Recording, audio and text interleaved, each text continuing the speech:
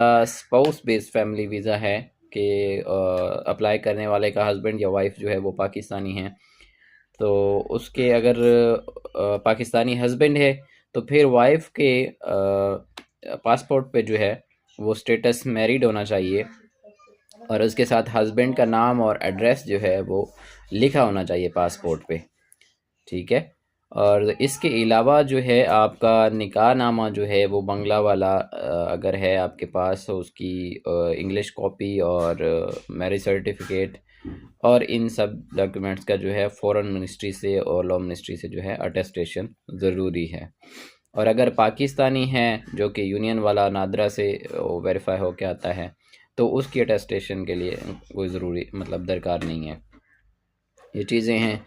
Applicant के अपने bank account की जो है वो स्टेटमेंट हो, बैंक स्टेटमेंट, या फिर हस्बैंड की, या फिर सास ससुर में से किसी एक की।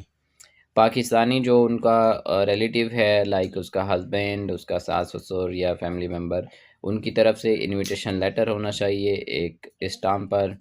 और इसके अलावा उनके घर का बिजली का बिल और जो पर्सन स्पॉन्सर कर रहा है उसका आईडी कार्ड।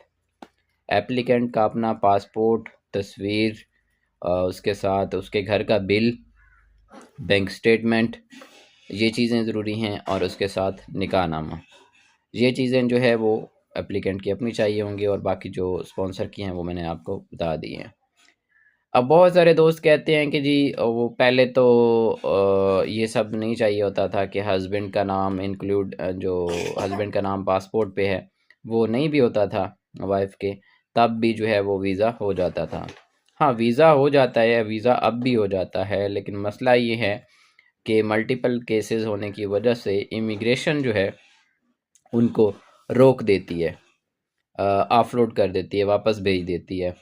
और अगर आप जो है पाकिस्तान में मैरिड हैं तो कभी भी आप टूरिस्ट वीज़ा पर ना आएँ, क्योंकि टूरिस्ट वीज़ा पर कभी भी आपकी जो है वो इमिग्रेशन क्लियर नहीं होगी और आपको जो है वापस भेज दिया जाएगा। बहुत सारे लोगों के साथ ऐसा हो चुका है जो कि दोबारा फैमिली वीज़ा लेके आए। कुछ को फैमिली वीज़ा में भी जो है ऑफलोड कर दिया क्योंकि उनके पासपोर्ट पे हस्बैंड का नाम नहीं था, या फिर उनका किसी